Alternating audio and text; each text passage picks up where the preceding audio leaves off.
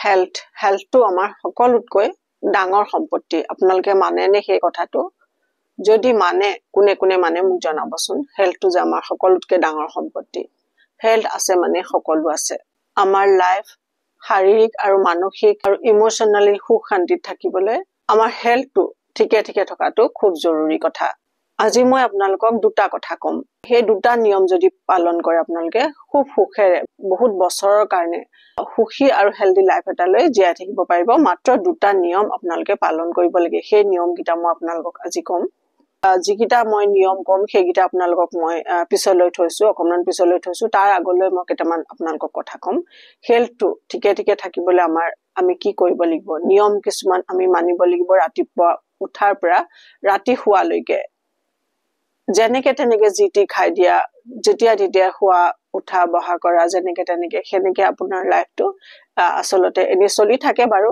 কিন্তু আপোনাৰ খুব সুন্দৰকে চলিবলৈ কাৰণে কিছুমান নিয়মৰ মতে যদি আমি চলো তেতিয়ালে সুন্দৰকে লাইফটো চলি থাকিব বেমাৰ আজাৰ নোহোৱাকে সুখ শান্তিৰে চলি থাকিব জৰুৰী কথা কিছুমান লগতে মই কম এতিয়া আপোনালোকক বেলেন্স ডায়েট মানে খোৱা বোৱা আহাৰটো কেনেকে খাব মই বহুত ভিডিঅতে কৈছো তথাপিও মই এটা শৰ্ট কে কৈ দিও আপোনালোকক শাক পাচলি বিনছবোৰ তাৰ পিছত সিডছবোৰ সেইবোৰ বস্তু খোৱা আহাৰত সদায় এড কৰিব ৰেগুলাৰ এক্সাৰসাইজ অলপ সময় হলেও ৰেগুলাৰ এক্সাৰসাইজ কৰাটো যদি নকৰে আপোনালোকে হেতু কৰাটো কৰক এক্সাৰসাইজ কৰিলে আমাৰ হাৰ্ট মজবুত হয় আৰু আমাৰ এনাৰ্জি লেভেল বুষ্ট কৰে এনাৰ্জি লেভেলটো বহুত হাই কৰে যদি আমি ব্যায়াম কৰো ভাল টোপনি লব ভাল টোপনি আহিলে আমি ফ্ৰেশ ফিল কৰো আমি আৰু শৰীৰ আৰু মন আমাৰ প্ৰফুল্ল কৰি তোলে ভাল টোপনি এটাই আৰু যদি আমাৰ ভাল টোপনি নাহে তেতিয়াহলে আমাৰ খুব মুড সুইং হয় আমাৰ কাম বম বিলাক বেয়া হ'বলৈ ধৰে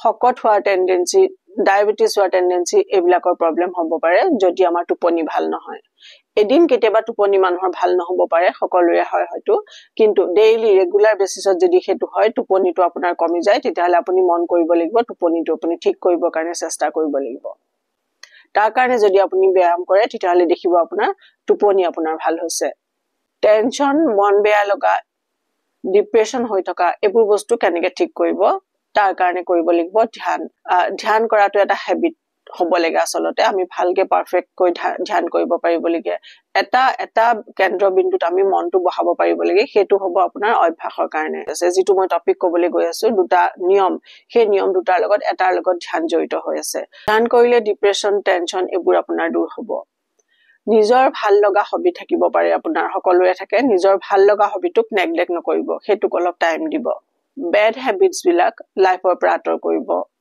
স্মোক কৰা ড্ৰিংকস কৰা এইবিলাক বেড হেবিট এইবিলাক আপোনাৰ স্বাস্থ্যত খুব বেয়া এফেক্ট পেলাব সো এইবিলাক হেবিট জিমান পাৰে এভয়েড কৰিব মানে বাদে দিব মেন্টাল হেলথ ঠিক থাকিবৰ কাৰণে কাৰোবাৰ লগত কথাবোৰ শেয়াৰ কৰিব যদি আপুনি একেবাৰে নোৱাৰে শেয়াৰ কৰিবলৈ তেতিয়াহলে ডায়েৰী লিখাটো কৰিব আপুনি দেখিব বহুত মেন্টাল হেলথ আপোনাৰ মেন্টালি আপুনি বহুত হ্যাপি হৈ গৈছে মেন্টালি বহুত ফ্ৰেশ হৈ গৈছে আপুনি কথাবোৰ যিবোৰ কথা আপোনাৰ কাবাক ক'বলৈ মন যায় সেই কথাবোৰ ক'ব কথাবোৰ ভিতৰতে সোমাই নথব ভিতৰতে সোমাই থলে লাহে লাহে আপোনাৰ মানসিক প্ৰবলেম হ'ব পাৰে আপোনাৰ লাহে লাহে মনটো বেয়া হৈ গৈ থাকিব পাৰে সো সেই কাৰণে কাবাৰ লগত যদি কথা পাতিবলৈ মন যায় সেই কথা পাতিব কথা শেয়াৰ কৰিব মানুহৰ লগত নহলে ডায়েৰী লিখাটো কৰিব নিজৰ কেয়াৰ কৰিব নিজৰ টেক কেয়াৰ খুব ভালকে কৰিব নিজৰ কথা মনত কৰিব নিজৰ কি ভাল লাগে কি বেয়া লাগে নিজক কেনেকে ভালকে ৰাখিব কেনেকে সুস্বাস্থ্য সুন্দৰকে ৰাখিব নিজক হেতু সদায় মন কৰিব আৰু হেতুত আগভাগ লব আৰু কামৰ পৰা কেতিয়াবা ব্ৰেক লব কেতিয়াবা একো নকৰিব একদম ব্ল্যাঙ্ক থাকিব যি মন যায় তাকে কৰিব কিন্তু কামৰ প্ৰেসাৰ নলব সেই দিনটোত হেতু দিন কেতিয়া মাহত এবাৰো হ'ব পাৰে হয়তো মাহত দুবাৰো হ'ব পাৰে হেতু দিন আপুনি নিজে ডিসাইড কৰি লব এতিয়া মই কম মেইন টপিকটো দুটা টপিকৰ কথা সেই টপিক কিটা হৈছে এটা প্ৰথম টপিকটো হৈছে উশাহ লোৱা আপোনালোকে হয়তো ভাবিছে আমিতো সকলোৱে উশাহ লওঁ ইয়াত আকৌ নতুনকে কি আছে ডেফিনেটলি নতুনকে আছে ইয়াত আমি বহুতে উশাহ লওঁ জীয়াই থাকিবলৈ উশাহ লবই লাগিব আমি উশাহ লওঁ কিন্তু আমি উশাহ লোৱাৰ প্ৰসেস আছে deep breathing কৰা deep breathing to ইমান এটা জৰুৰী বিষয় যে আপোনালোকে ভাবিব নোৱাৰে এটো কিমান জৰুৰী যেতিয়া আপুনি deep breathing কৰিব যেতিয়া আপুনি নিয়ম মতে উশাহটো লব তেতিয়া আপুনি দেখিব কিমান আপোনাৰ হেলথত ইমপ্ৰুভ হৈছে, কিমান আপুনি ইমপ্ৰুভ পাইছে, কিমান আপোনাৰ টোপনি ভাল হৈছে, এনাৰ্জেটিক ফিল কৰিছে আপুনি। ডিপ ব্ৰিডিং যেতিয়া আমি কৰো, দীঘলকৈ যেতিয়া উশাহ লওঁ, সেই উশাহ গৈ পেলাই আমাৰ নাভিলৈকে যায়। নাভিৰ পৰা শৰীৰৰ বিভিন্ন জেগালৈ সেইটো ডিষ্ট্ৰিবিউট হয়। সেইটো কয় প্ৰাণবায়ু হয়, আয়ুৰ্বেদৰ মতে প্ৰাণবায়ু। নামটোতে বহুত কথা সোমাই আছে। আমি যেতিয়া উশাহ লওঁ, পেটটো বাহিৰলৈ ওলাব লাগে, সেইটো হৈছে উশাহ লোৱাৰ আচল নিয়ম। মই এইটো আপোনালোকক কোৱা নাই, মই যিটো হিচাপত কৈছো সেইটো হিচাপত আপোনালোকে অনবৰতে উশাহ লৈ থাকিবলৈ, অনবৰতে তেনেকে কৰি থাকিবলৈ পচিবল নহয়। তাৰ কাৰণে ধ্যানত আপুনি বহিব লাগিব, বা ধ্যান নহলেও কোনোবা এটা সময়ত আপুনি মেডিটেশ্যন টাইপত আপুনি বহিব লাগিব। বহি পেলাই আপোনাৰ উশাহ নিশাহটো সেইখিনি সময়ত ল'ব লাগিব। 10 মিনিটৰ পৰা 15 মিনিট সময়, এইখিনি সময় আপুনি দিবই লাগিব। এতিয়া আকৌ কওঁ কেনেকে আপুনি উশাহ ল'ব। খুব দীঘলকৈ যেতিয়া আমি নাকেৰে উশাহ লওঁ, তেতিয়াহ'লে আমাৰ অক্সিজেনটো, আমি হয়তো বেছিভাগ মানুহে উশাহ ল'বই নাজানো। আমাৰ হেৰিত আমি চুটি চুটিকে আমাৰ উশাহবোৰ চুটি হৈ যায়। যদি আপুনি উশাহ লোৱাৰ সময়ত পেটটো আপোনাৰ ভিতৰলৈ সোমায়, তেতিয়াহ'লে আপুনি সেই উশাহ লোৱাৰ অক্সিজেনৰ আচল প্ৰফিটটো আপুনি নাপাব। প্ৰাণবায়ু ভিতৰত জমা নহয়, আৰু আমাৰ ভিতৰত গৈ শৰীৰটোত গৈ ইমান ভাল এটা ইম্পেক্ট পেলাব নোৱাৰিব। ভিতৰৰ অৰ্গেনছবোৰলৈ যদি অক্সিজেন গৈ নাপায়, তেতিয়াহ'লে আমাৰ অৰ্গেনছবোৰে খুব এটা ভালকে ফ্ৰী ফ্ল' কাম কৰিবলৈ সুবিধা নাপাব। যিমান ভিতৰলৈ আমাৰ অক্সিজেন সোমাব, সিমানে আপুনি নিৰোগী আৰু লং লাইফ জীৱন এটা পাবলৈ আপুনি সক্ষম হ'ব। আমাৰ শৰীৰৰ কাৰণে অক্সিজেন কিমান জৰুৰী সেইটো মই নকলেও হ'ব। অক্সিজেন আমি কেনেকৈ পাইছো? বতাহৰ পৰা। আৰু সেই অক্সিজেন আমাৰ ভিতৰলৈ কেনেকে যাব সেইটো আমি ডিচাইড কৰিম। নাকেৰে যদি আমি উশাহ লওঁ, সেই অক্সিজেন ফিল্টাৰ হৈ আমাৰ ভিতৰলৈ সোমায়, আমাৰ নাভিলৈকে যাব সেই অক্সিজেন। আৰু নাভিৰ লগত জড়িত হৈ আছে ৭২,০০০ নাড়ী। সেই অক্সিজেন শৰীৰৰ বেলেগ বেলেগ ভাগলৈ ইমিডিয়েট ডিষ্ট্ৰিবিউট কৰা হয়। আৰু যিমান বেছি অক্সিজেন আমাৰ শৰীৰৰ চেলবোৰে পাব, সিমানেই বেছি সেইবোৰ এক্টিভ হৈ উঠিব, আৰু নতুন নতুন চেলছ বনিব, আৰু সেই চেলছ এনাৰ্জিৰে ভৰপূৰ হ'ব। উশাহ কেনেকে ল'ব সেইটো এটা বহুত জৰুৰী বিষয়, নিশ্চয়কৈ আপোনালোকে ফলো কৰিব। দিনটোৰ কোনোবা এটা সময়ত কৰিব পাৰে। যদি ৰাতিপুৱা কৰে খুবেই ভাল, 10 মিনিট বা 15 মিনিটৰ কাৰণে।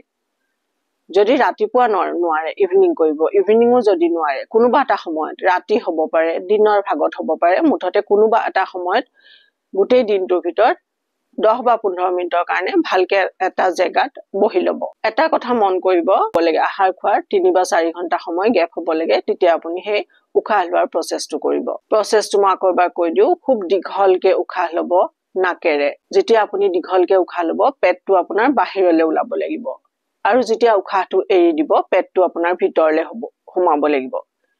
সেইটো হৈছে খুব এটা ভাল প্ৰচেছ। সেই উশাহটো আমাৰ অক্সিজেনটো আমাৰ নাভিলৈকে যায়, আৰু তাৰ পৰা আমাৰ গোটেই বডিৰ চেলছবোৰে অক্সিজেন পায়। বডিটোৱে খুব ভালকে কাম কৰে। সো এইটো হৈছে নিয়ম, এইটো আপুনি দিনটোৰ ভিতৰত কৰিব কোনোবা এটা সময়ত। এতিয়া আমি আহোঁ 2 নম্বৰ প্ৰচেছটোলৈ। 2 নম্বৰ প্ৰচেছটো হৈছে আমাৰ গোটেই শৰীৰটো কিহে ধৰি ৰাখে? আমাৰ বেকবোনডালে। বেকবোনডাল আমি বহোতে উঠোতে সদায় ষ্ট্ৰেট হ'ব লাগে, এইটো কথা সদায় মন কৰিব।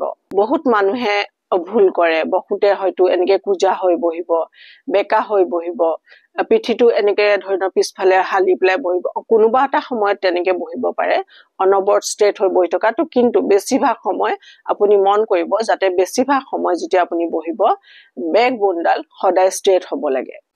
আমাৰ বেকবোনডালে ব্লাড সাপ্লাই কৰাত সহায় হয় যেতিয়া আপুনি ষ্ট্ৰেটকে বহিব।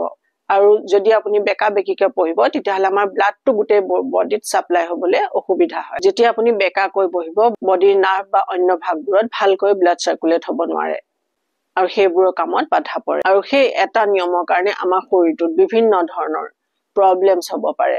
বডিটোৰ য'তে ত'তে বিষ হ'ব পাৰে। কেতিয়াবা আপোনাৰ আঁঠুত বিষ হ'ব, কেতিয়াবা আপোনাৰ পিঠিত বিষ হ'ব, কেতিয়াবা হয়তো কঁকালত বিষ হ'ব, কেতিয়াবা ডিঙিত বিষ হ'ব, য'তে ত'তে আপোনাৰ বডিটোত বিষ হ'ব পাৰে, যেতিয়া আমাৰ ব্লাড সাৰ্কুলেশ্যন যেতিয়া আমাৰ বডিটোত নহয়।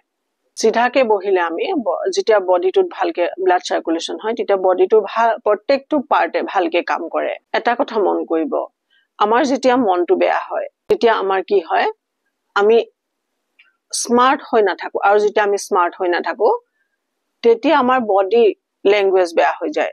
লক আমাৰ যে মনটো বেয়া হয় আমি এনেকে বহি থাকো মানে যেনেকে তেনেকে থাকো মানে মুঠতে আমি মনটো বেয়া হলে আমি যেনেকে তেনেকে বহু আমাৰ মন বেয়া লাগিলে বডি ষ্ট্ৰাকচাৰ আমাৰ বেয়া হৈ যায় বডিটো আমি ঠিকমতে ৰাখিব নোৱাৰো আমি যেতিয়া স্মাৰ্ট হৈ নাথাকো মনটো ভাল হৈ থাকিলে আপুনি মন কৰিব মনটো ভাল হৈ থাকিলে আমাৰ স্মাৰ্টনেছ ফিল এটা হৈ থাকে আৰু মনটো বেয়া হলে আমি মানে লো ফিল কৰো আৰু লো ফিল কৰিলে আমি যেনেকে তেনেকে বহি দিয়া হয় যেনেকে তেনেকে আমি থাকো এই দুটা কথাৰ লগত খুব ৰিলেটেড আছে আপোনাৰ মনটো ভাল লগাই ৰখাৰ যিটো আপোনাৰ ডিপ ব্ৰিডিঙৰ কথা কলো সেই ডিপ ব্ৰিডিং কৰিলে আপোনাৰ মনটো খুব প্ৰফুল্ল হৈ থাকিব সেইটো কথা মন কৰিব আৰু যেতিয়া আপোনাৰ বেকবোনডাল আপুনি ষ্ট্ৰেট কৰি ৰাখিব তেতিয়া আপোনাৰ বডিটোৱে প্ৰত্যেকটো পাৰ্টত আপোনাৰ ভালকে ব্লাড সাৰ্কুলেশন হ'ব আৰু আপুনি হ্যাপি আৰু হেলদি ফিল কৰিব আৰু গোটেই শৰীৰটোৱে আপোনাৰ ভালকে কাম কৰিব আপুনি ডিপ ব্ৰিডিং কৰিব আপুনি মাইন্ডটো আপোনাৰ ষ্ট্ৰং হ'ব উইল পাৱাৰ আপোনাৰ বাঢ়িব আপোনাৰ কামত মনোযোগ বহিব আপোনাৰ কামবোৰ ভালকে হ'ব